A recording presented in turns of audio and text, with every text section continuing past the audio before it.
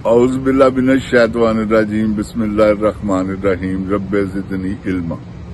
ऐ अल्लाह ताला मेरे इल्म में इजाफा फरमा और मुझे सच बोलने की तौफीक दे। जिन जान पाकिस्तान ओए गोली क्यों चलाई यू? ऐ दस जनरल तेरे आर्डर नाल चली है। शहबाज शरीफ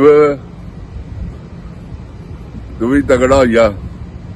जनरल साहब ने तुहाडे ते पाती जे फील्ड मार्शल जी कि जी बड़ा सक्सैसफुल ऑपरेशन किया आसम मुनीर साहब ने ते तुहाडे गले च बंदा पै गया है जी क्योंकि एक वाले जुर्म कर बैठा है कि जी इन्होंने किया ते जिंद जान पाकिस्तान जी देखो कच मां जिहड़ी है सब दी मां बनी ही सी इस वेले सलाब आया मरी च मजे लै रही है। वाह वाह वाह की मां है ऐसी खच मां लोफर मां तौबा इस्तगफार सारे छड्ड के पूरा पंजाब छड्ड के ते आप इंजॉय कर रही है मरी।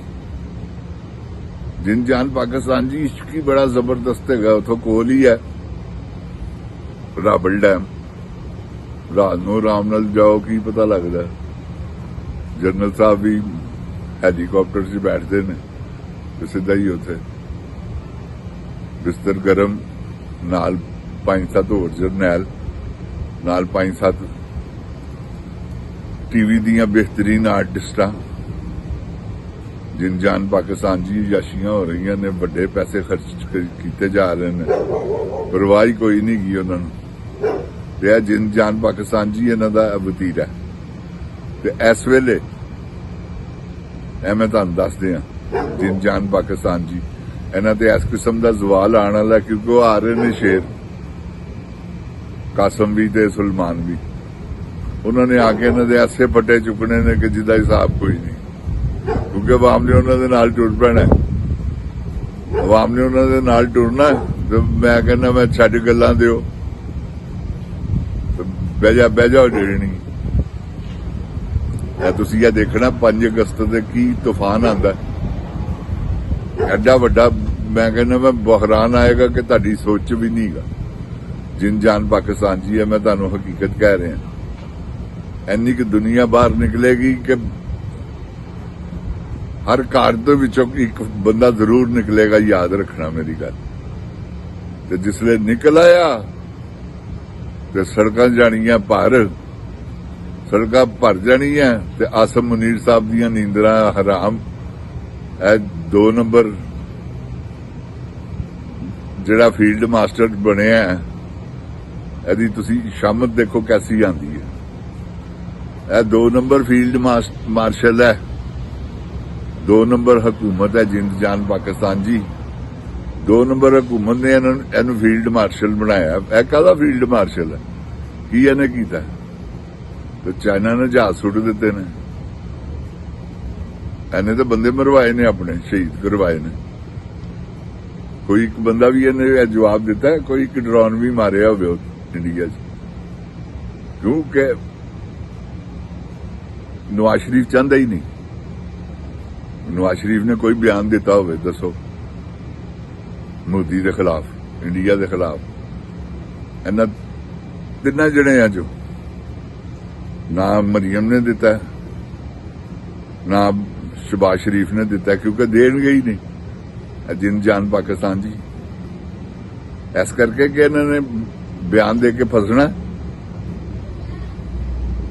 इन्हां दियां 32 मिलां ने उत्थे शुगर मिलां जिन जान पाकिस्तान जी जिंदाल नाल मिल के इन्होंने उत्थे कीता है सारा निजाम ते इन्होंने किथों यह करना जी सवाल ही पैदा नहीं हुंदा। ते सब 2 नंबर काम हो रहा वा। जिन जान पाकिस्तान जी जंग भी 2 नंबर ही की सी जे यह भी मैं तुहानूं दस दियां मुआहदे नाल होई। शहबाज शरीफ नवाज शरीफ होरां नाल मुआहदा होया बकायदा फील्ड मार्शल नाल भी। हकीकत तुहानूं कह रहा मैं मोदी की मर्जी नाल जहाज डिगे जे ਉਹ ਜਿਹੜਾ ਸੰਦੂਰ ਆਪਰੇਸ਼ਨ ਹੈ ਨਾ, ਸੰਦੂਰ ਆਪਰੇਸ਼ਨ ਹੈ, ਉਹ ਇਹਨਾਂ ਨੇ ਆਪ ਹੀ ਆਪਰੇਸ਼ਨ ਹੈਗਾ ਜੀ। ਮੋਦੀ ਵੀ ਬੜਾ ਬਗੈਰਤ ਆਦਮੀ ਹੈ, ਤੁਹਾਨੂੰ ਪਤਾ, ਉਹਨੂੰ ਵੀ ਚਾਹੀਦਾ। ਉਹਨੇ ਡਰੋਨ ਸ਼ਰੋਨ ਮਾਰ ਕੇ ਸਾਰਿਆਂ ਨੂੰ ਤਾਂ ਆਪਣੇ ਪੂਰੇ ਇੰਡੀਆ ਨੂੰ ਤਸੱਲੀ ਦੇਤੀ ਕਿ ਦੇਖੋ ਅਸੀਂ ਡਰੋਨ ਮਾਰੇ ਨੇ, ਐਨੇ ਬੰਦੇ ਸ਼ਹੀਦ ਕਰਤੇ ਨੇ। ਤੇ ਜਿਹੜੇ ਸ਼ਹੀਦ ਹੋਏ ਨੇ ਨਾ, ਉਹ ਬੁਬਾਲੇ ਜਾਨ ਬਣ ਜਾਣੇ ਨੇ। ਤੁਸੀਂ ਦੇਖੋ ਤਾਂ ਸਹੀ ਅੱਗੇ ਕੀ ਹੁੰਦਾ, ਕਿਉਂਕਿ ਇੰਨੀ ਜੰਗ ਨਹੀਂ ਲੜਨੀ। ਆਸਮ ਮੁਨੀਰ ਨੇ ਜੰਗ ਹੋਰ ਹੀ ਕੋਈ ਆ ਕੇ ਲੜੇਗਾ।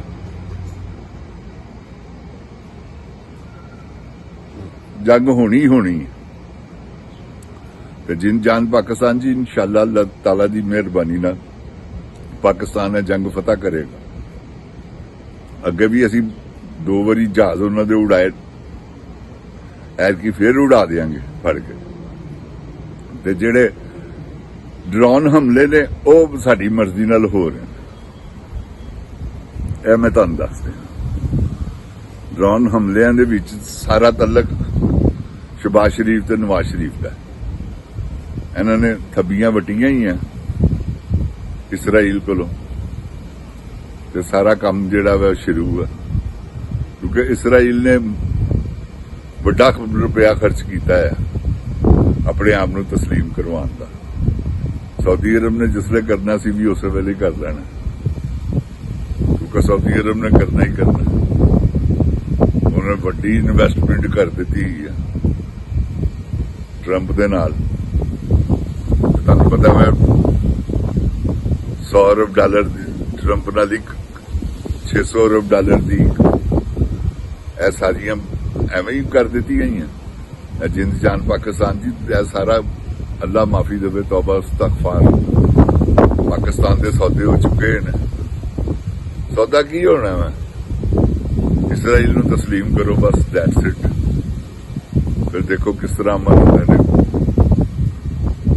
ਸਾਰੀ ਜੰਗਾਂ ਖਤਮ, ਤੇ ਇਸਰਾਈਲ ਨੂੰ ਤਸਲੀਮ ਸਾਡੀ ਆਵਾਮ ਨੇ ਕਰਨਾ ਨਹੀਂ, ਨਾ ਆਉਣ ਵਾਲੀ ਸ਼ੇਰੇ ਬੱਬਰ ਨੇ ਕਰਨਾ।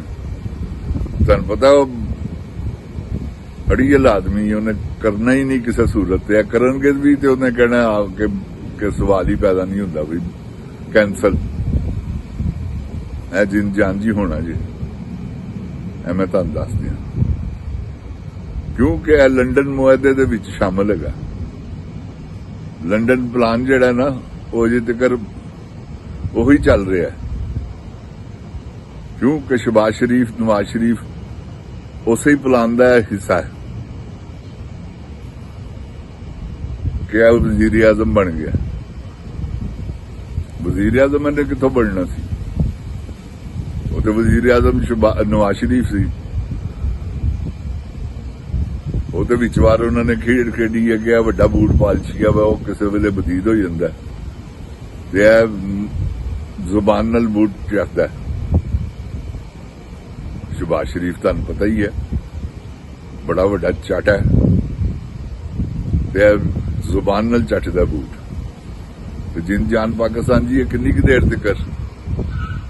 ਅਖੀਰਨ ਨੇ ਬੂਟ ਚੱਟਣੇ ਕਦ? ਉਹਨਾਂ ਨੇ ਆਪ ਹੀ ਇਹਦੇ ਸਿਰ 'ਚ ਛਿੱਤਰ ਮਾਰਨੇ ਨੇ ਕਿ ਚੱਲ ਨਿਕਲ। ਇਹ ਤੁਸੀਂ ਮੇਰੀ ਗੱਲ ਯਾਦ ਰੱਖਣਾ, ਕਿਉਂਕਿ ਹਵਾ ਲੋਲਾ ਆਦਮੀ ਹੈ, ਨਾ ਕੋਈ ਗੱਲ ਕਰਨੀ ਆਂਦੀ, ਨਾ ਕੋਈ ਬਾਤ ਕਰਨੀ ਆਂਦੀ। ਉਹ ਇਸ ਤੋਂ ਵੱਡਾ ਲੋਲਾ ਹੈ, ਉਹ ਯੋਲਾ ਵੀ ਹੈ ਨਾਲ ਲੋਲਾ ਵੀ ਹੈ, ਜਿਹਦਾ ਨਾਮ ਨਵਾਜ਼ ਸ਼ਰੀਫ ਹੈ। ਇਹ ਸਿਰਫ ਯੋਲਾ ਹੈ। ਜਿੰਦ ਜਾਨ ਪਾਕਿਸਤਾਨ ਜੀ, ਇਹ ਯੋਲਿਆਂ ਦਾ ਟੱਬਰ ਹੈ। ਖੁਦਾ ਦੀ ਕਸਮ, ਬਹੁਤ ਜਾਹਲ ਤੇ ਗੰਵਾਰ ਲੋਕ ਨੇ,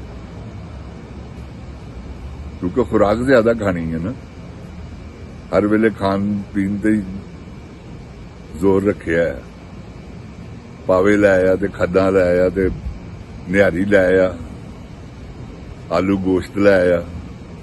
इंडिया च जाके कहता आपका तो हमारा कल्चर एक है, आप भी आलू गोश्त खाते हैं, हम भी आलू गोश्त खाते हैं। फिटे मुंह तेरा लांती है, होर कोई गल नहीं तेन आई, उत्थे भी खाण पीण दी गल। ओबामा ਨੂੰ ਕਹਿੰਦਾ ਤੁਸੀਂ ਆਓ ਤੁਹਾਨੂੰ ਆਲੂ ਕੀਮਾ ਖਵਾਵਾਂਗਾ। कैसा यार बेवकूफ आदमी ते वजीर आजम रह चुका 3 बारी। जिन जान पाकिस्तान जी है देखो साडी की बदकिस्मती ते सानू कैसे कैसे वजीर आजम लभे ने। अल्लाह माफी देवे। बेनजीर ते किसी ने चलो पढ़ी लिखी सी बर्दाश्त हो गई। एनू किस तरह बर्दाश्त किया अवाम ने मेरी भी समझ तो बाहर है। मैं भी उत्थे ही सा। ऐसे योले आदमी ने जिन जान पाकिस्तान जी कासम खान न्याजी ते सलमान खान न्याजी आ रहे ने। अल्लाह ताला दी मेहरबानी नाल उन्होंने आके जिहड़ा हल्ट फेरना है ना तुसीं यह देखना इंशाअल्लाह को वक्त दूर नहीं गा।